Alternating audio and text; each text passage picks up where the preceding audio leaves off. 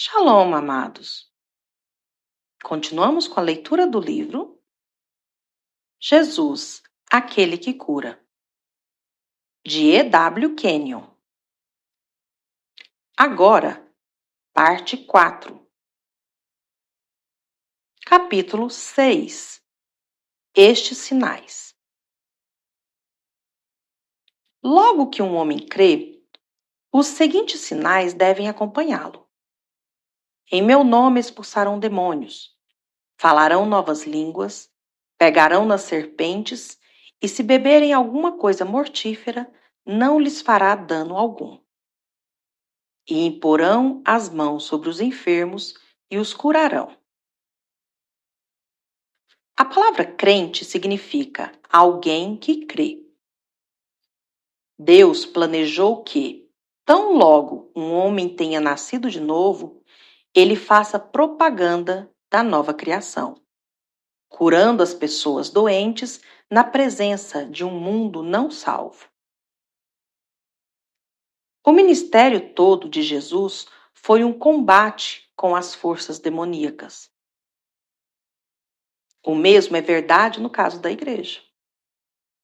Toda doença, enfermidade, dor, aflição e pecado é resultado do ódio de Satanás pela raça humana. Em meu nome expulsarão demônios. Os crentes devem assumir o lugar de Jesus. Eles estão saindo no mundo e agindo por meio dele. 1 João, capítulo 3, versículo 8, diz que Jesus veio para destruir as obras do diabo. Assim, devemos agir hoje por meio dele. João, capítulo 14, versículos 12 ao 14, diz: Fará as obras que eu faço e as fará maiores do que estas, porque eu vou para o meu Pai, e tudo quanto pedirdes em meu nome, eu o farei, para que o Pai seja glorificado no Filho. Se pedirdes alguma coisa em meu nome, eu o farei. Jesus não está falando aqui de oração. Está falando de expulsar os demônios, curar os enfermos e realizar milagres. Tudo quanto pedirdes, reclamardes em meu nome. Esta palavra, pedir, significa reivindicar, exigir, reclamar. Você está reivindicando como Pedro fez lá na Porta Formosa, aquela manhã, quando disse àquele homem impotente: em nome de Jesus Cristo Nazareno, levanta-te e anda? O homem foi instantaneamente curado. Ele não era um crente, não havia aceitado a Cristo. É provável que as grandes multidões que eram curadas, como registrado em Atos 5, compunham-se de pessoas não salvas. A maioria das curas no livro de Atos eram curas de pessoas enfermas que não tinham ainda se tornado crentes. Leia cuidadosamente Atos, capítulo 5, versículos 12 ao 16. Praticamente todas essas pessoas eram judeus não salvos. Em Atos, capítulo 8, versículos 8 a 10, o poder de Deus é de novo revelado. Todos estes milagres realizados no nome de Jesus eram para o mundo não salvo. A igreja perdeu seu principal método de fazer propaganda. O método de Deus fazer propaganda era através dos milagres. Um vasto ministério de cura divina, hoje em dia, é desenvolvido junto aos não salvos. Cristo foi um milagre. O cristianismo é Cristo vivendo nos homens hoje em dia. A encarnação e o novo nascimento são ambos de Deus. Ambos são milagres. A oração respondida é um milagre. Quando a oração não produz milagres, não passa de palavras vazias. Um milagre é Deus agindo dentro do âmbito dos sentidos. Não condene a si mesmo por suas dúvidas. Cuide delas procurando conhecer seu Pai. A confissão sempre vai à frente da cura. Não observe os sintomas. Observe a palavra e esteja certo de que sua confissão é ousada e vigorosa. Não ouça as pessoas. Haja sobre a palavra. Seja praticante dela, pois ela é Deus falando. Você está curado. A palavra diz que você está. Não ouça os sentimentos. Dê à palavra o seu lugar. Deus não pode mentir.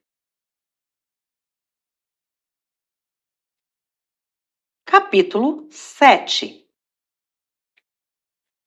O método de Deus para curar crianças em Cristo. Está alguém entre vós doente? Não deveria haver nenhum doente entre vós, porque pelas suas feridas fostes sarados. Contudo, não tem havido nenhum desenvolvimento ou crescimento espiritual. E vocês são ainda crianças em Cristo, de sorte que estão doentes. A cura para o homem com a mente carnal. Ser carnal significa ser dirigido pelos sentidos. O homem com a mente carnal é um crente que não chegou ao ponto em que a palavra o dirige e governa seu pensamento. Ele é chamado de criança em Cristo, uma pessoa com a mente carnal.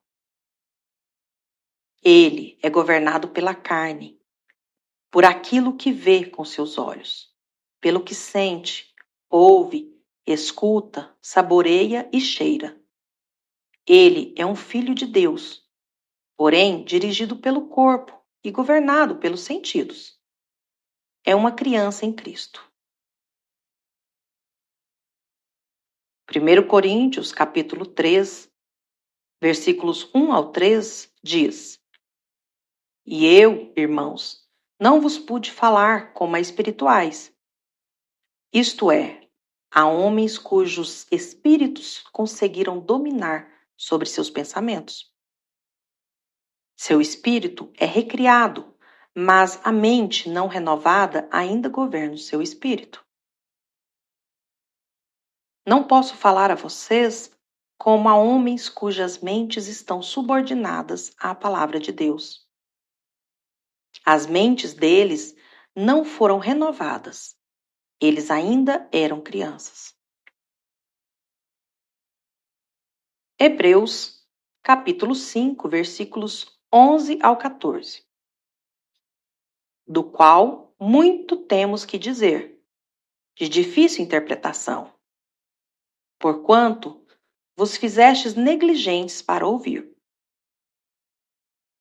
Quantos crentes se enquadram nesta admoestação?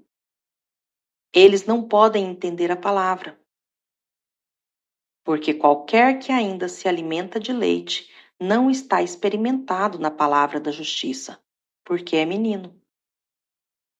Esta palavra da justiça é muito pouco entendida. Eles nunca tiveram uma experiência quanto a viver a justiça. O que queremos dizer com isso?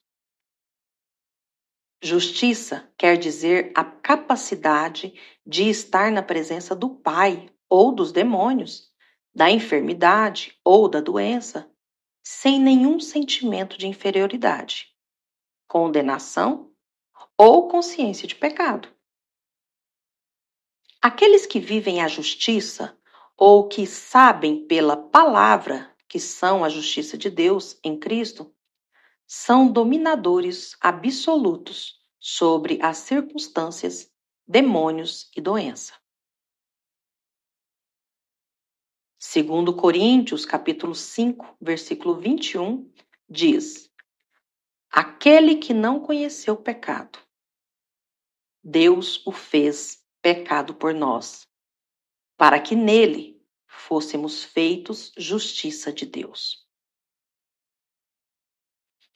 Você está tendo uma experiência na palavra da justiça. Você está descobrindo que é a palavra que cura. Este ministério da palavra de Deus é a palavra da justiça. É a palavra da justiça que liberta os homens, leva-os para fora do domínio de Satanás, para a liberdade dos filhos de Deus. Quão ousados eles se tornam! Com qual poder eles falam? Hebreus, capítulo 5, versículo 14 diz: Mas o mantimento sólido é para os perfeitos, os quais, em razão do costume, têm os sentidos exercitados para discernir tanto o bem como o mal. O crente, anteriormente descrito, cresceu na vida espiritual em Cristo. Ele se alimenta da palavra até que ela o tenha transfigurado. Tiago, capítulo 5, versículos 14 ao 16, é o método de Deus para curar os crentes carnais ou os meninos em Cristo. Deus, em sua grande graça, diz: Está alguém entre vós doente? Chame os presbíteros da igreja e estes façam oração sobre ele, ungindo-o com óleo em nome do Senhor. E a oração da fé salvará o enfermo, e o Senhor o levantará. E se houver cometido pecados, ser-lhe-ão perdoados. Confessai, pois, os vossos pecados uns aos outros, e orai uns pelos outros para serdes curados. Muito pode, por sua eficácia, a súplica do justo. Note bem, cuidadosamente estes fatos. A pessoa não pode ver que a sua doença foi colocada em Cristo, mas pode ver os presbíteros, ouvir as orações deles e sentir o óleo da unção sobre sua testa. Ela pode sentir as mãos deles sobre sua cabeça. Ela está vivendo no âmbito dos sentidos. A graça desce e vai de encontro a essa pessoa dentro deste âmbito. Se ela tivesse se aproveitado de seus privilégios, poderia ter agido sobre 1 João, capítulo 1, versículo 9, que diz: Se confessarmos os nossos pecados, Ele é fiel e justo para nos perdoar os pecados e nos purificar de toda injustiça. Esta escritura é para o cristão. Se aquele crente, ainda criança em Cristo, tivesse se aproveitado de seus direitos e privilégios, poderia ter olhado para cima e ter dito: Pai, perdoe-me por aquilo que fiz que causou minha doença. O pai o teria então perdoado e curado. Mas ele tem de ver e sentir antes de poder crer. Ele pertence à classe de Tomé. Quando eu vir, crerei. Praticamente toda a fé que o homem tinha em Jesus antes de sua morte e ressurreição era a fé do conhecimento pelos sentidos. Eles criam nas coisas que viam e ouviam. Eles não podiam crer na ressurreição, pois eles nunca tinham visto uma. Eles tinham visto Lázaro ressurgido dentre os mortos. Ele foi simplesmente levantado dentre os mortos, trazido novamente à vida. Ele não tinha sido ressuscitado, pois chegou a morrer de novo. A graça de nosso Senhor Jesus Cristo. Ela vem até nosso nível e nos encontra na situação em que não podemos aparentemente agir sobre a palavra, porque somos governados pelos sentidos.